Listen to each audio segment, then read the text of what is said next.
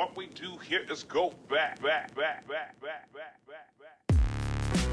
What's good, everybody? My name is Gentleman Jugg. And I'm Son. And welcome back to another Jugg and Son. Doing WWE last week today, whenever this was. How you doing today, boy? Not great after this week of wrestling. Well, make sure to like, subscribe, hit the bell icon. Do all the things all the other YouTubers tell you to do. Son, take me to this week's Raw. So we start off with Drew, and I'm like, all right, you know, Drew, you're saving Raw for me. At least that's what I said in previous weeks. Did he not save it for you? I mean, he's still good, but what happened? Like, now, I used to say Drew was always right, but now he's kind of wrong here. What do you mean he's wrong? Well, I mean, like, he gets here, and he's telling people, like, well, you know, when I was gone, you never bothered asking if one of my family passed away. You would have known if you asked. I'm like, nobody knew. Nobody knew because you didn't say nothing. Like, we're just supposed to just sit there and just assume that you're okay. It's like, you didn't say no, you didn't say anything, so that's what happens. Everybody gets injured. We're like, well, they say they're fine, so whatever. And then they'll be back when they get back. You know, my question for Drew is, who was the one person who did contact you? And don't tell me it was Heath Slater. Okay. It was Jinder. Yeah, probably Jinder Mahal. You know, just out there when he's not freaking wrestling in basketball courts, he's contacting Drew McIntyre. Yeah, but then Drew says, you know what? After I saw what you guys did about CM Punk and Roman cheering them, I'm done supporting the fans. I'm like, I thought you were. I thought you were already done supporting the fans. He's like, but whatever. He's like, when I fought CM Punk, that was for you guys. I thought he said that was for him though, back when he was.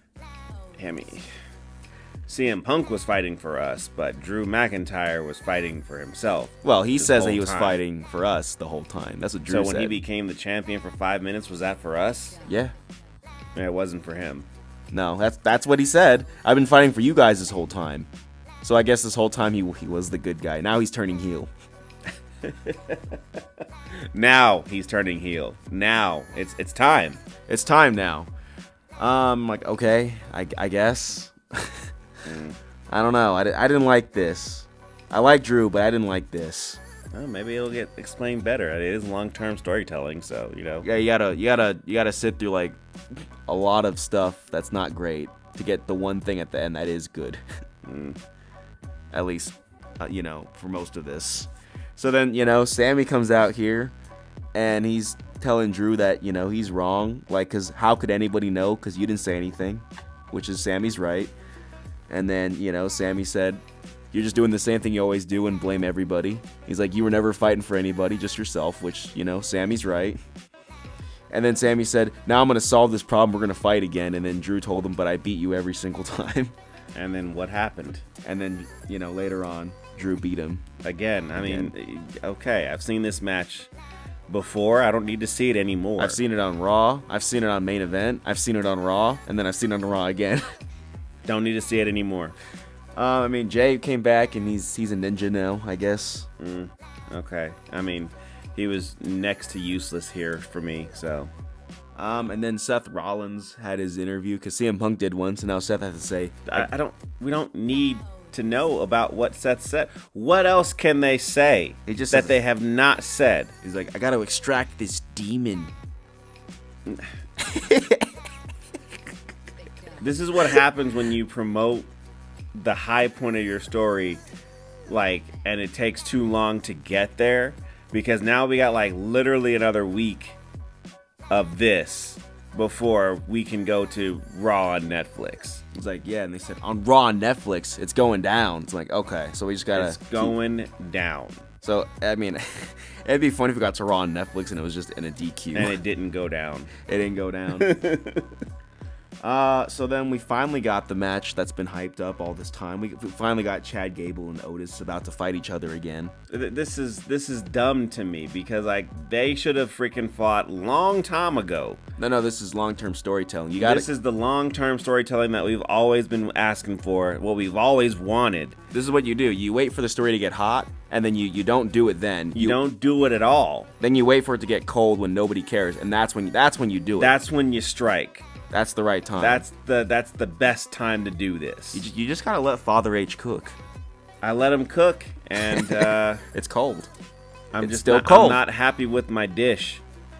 And then I guess Io Sky is gonna, she couldn't win the Women's World Champion, so I guess she can try and win the Women's IC title.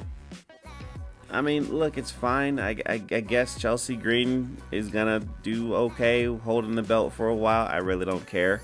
I'm glad she won it, and I'm glad that Io Sky is moving on. She might be the one to be the inaugural IC champ for women. I know everyone's tired of, Rhea and Liv, but you're not tired of Damien and Finn yet, right? Because I haven't had enough of that. I need to. We're eating good, boy. I mean, I'll say one thing. At least, Liv and Rhea had a good story at the start, but Finn and Damien was never good. It's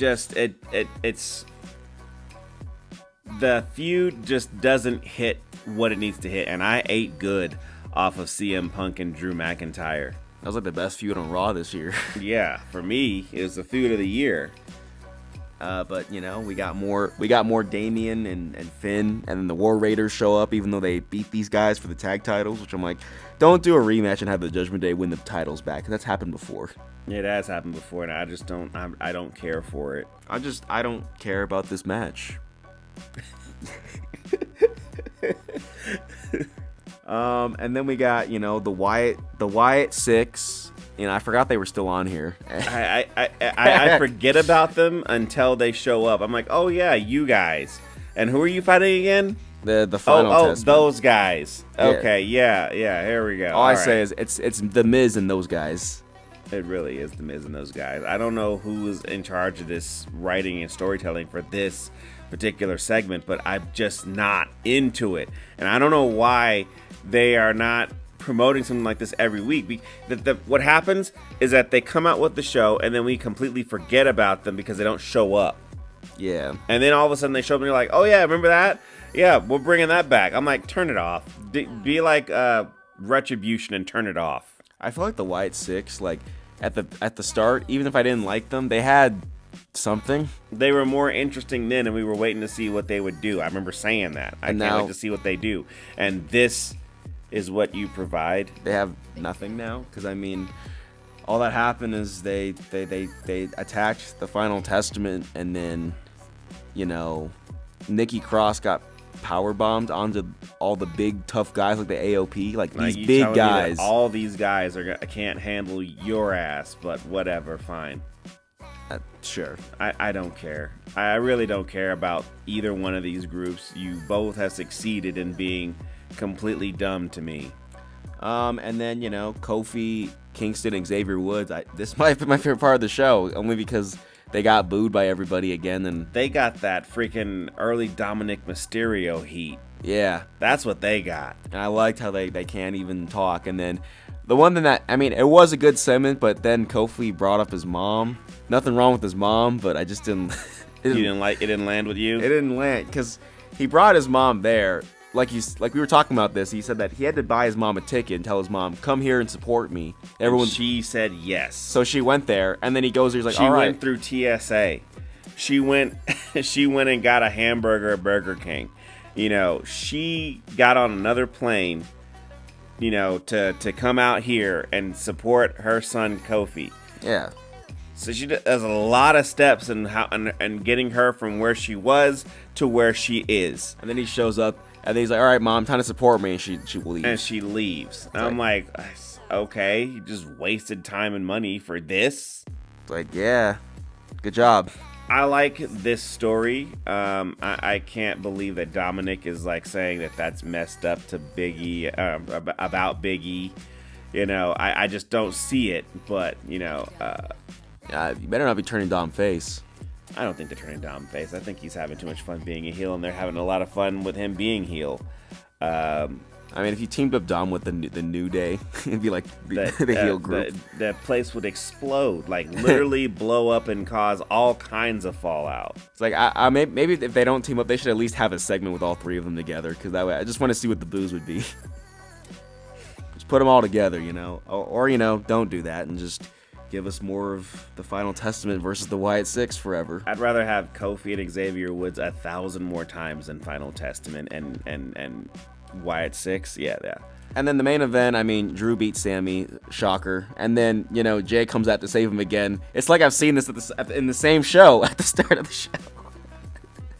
And then, Solo and the Bloodline are here. Like I said, there's no draft rules because of Raw on Netflix this time.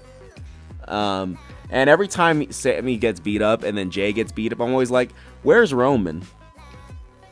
Take me to Smackdown, son.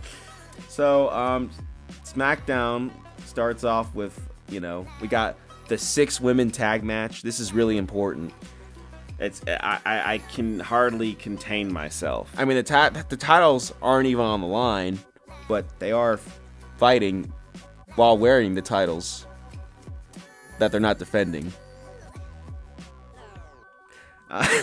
You're really trying to get me to crack. I'm not gonna crack.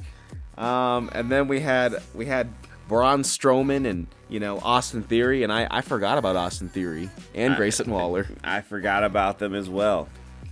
Somebody has to remember them, but I think I can be that guy. I can no longer stand idly by.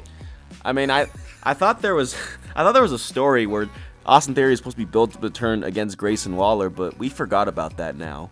Or maybe we got to come back when it's cold and nobody cares, like right now. Maybe that's the plan. Let Triple H cook.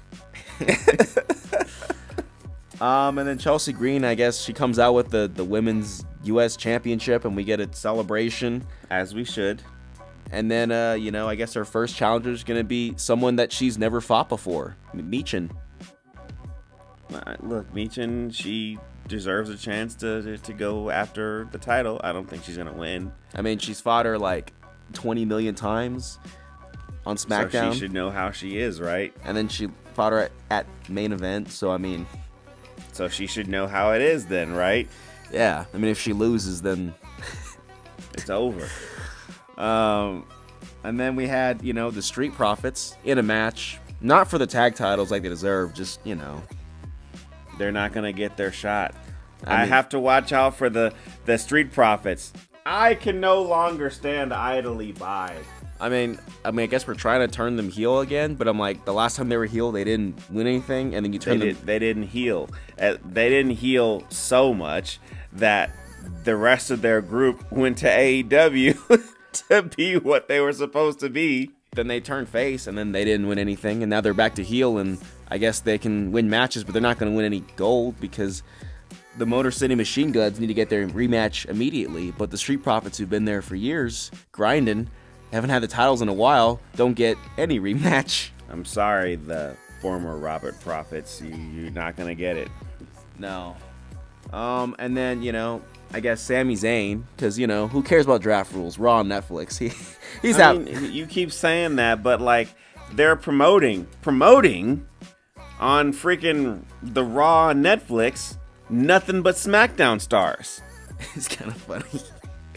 I thought there was a draft. I thought at the start of the draft, Nick Aldis said that no one from Raw comes here, no one from SmackDown goes there. But I mean, they said it, but I mean, it doesn't matter. It's Raw on Netflix. It doesn't matter. So, Sami Zayn's fighting Carmelo Hayes. I mean, Sami's been on both shows, and I haven't seen Roman on a single one. And I barely see Cody, so. Well, Cody's hurt, right?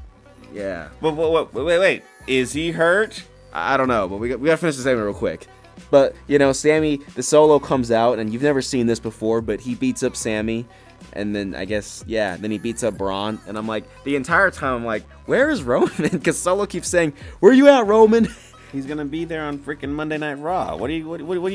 What do you want from him? I mean, they're beating up... I mean, I guess Sammy's not family, but they beat up Jay, and he said he cared about Jay. And then they beat up Jimmy. He said he cared about Jimmy, but he doesn't care. And he didn't apologize. So and this is what happens when you sit there and freaking, cut off a story when the story's getting good.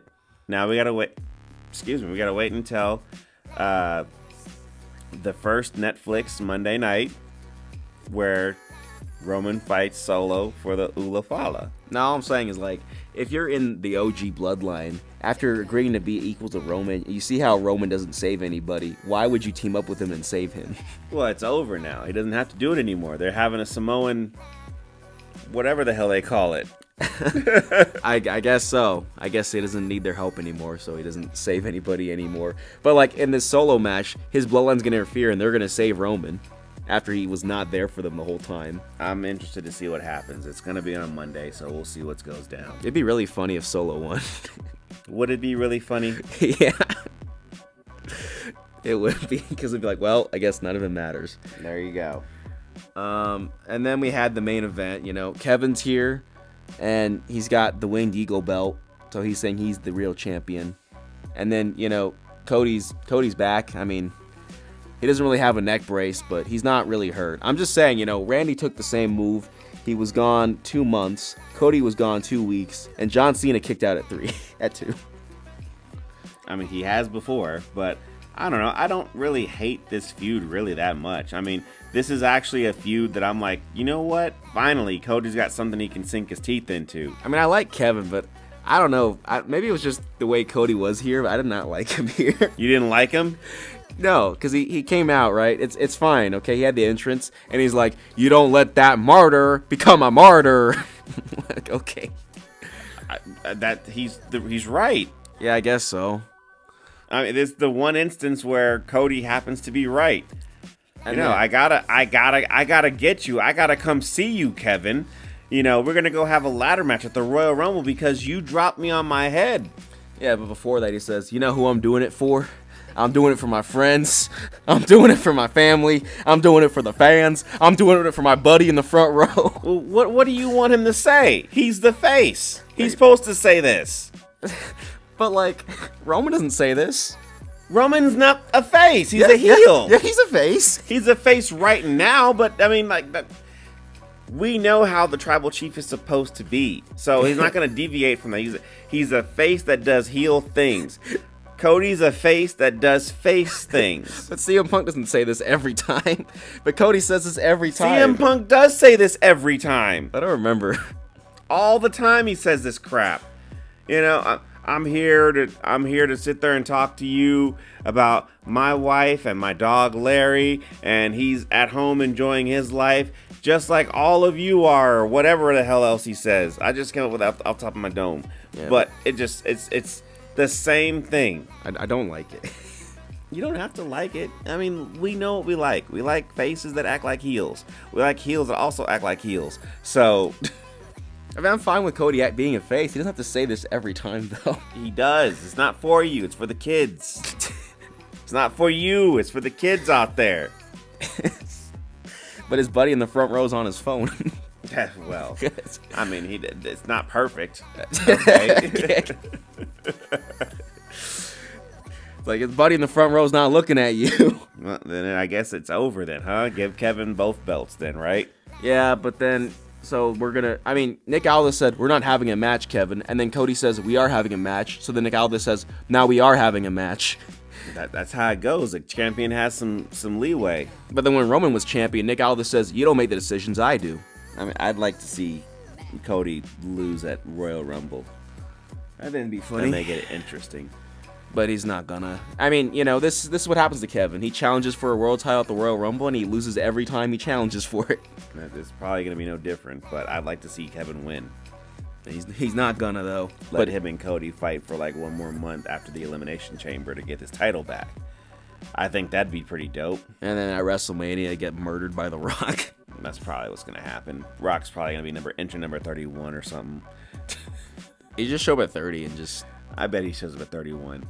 And then just throw out everybody. I'm putting it out there right now. The Rock is gonna show up at 31. And then that's it. They'll have like number 30 win, whoever that is, and then 31 will just come out randomly because he's the final boss. Because he can just do that, and then he'll just throw the guy out and win. And that's it. I mean, then, you know, Kevin pushed Nick Aldis into Cody, and then he stomped on Cody, and then he said he was the champion, and he looks like the champion, so he is the champion.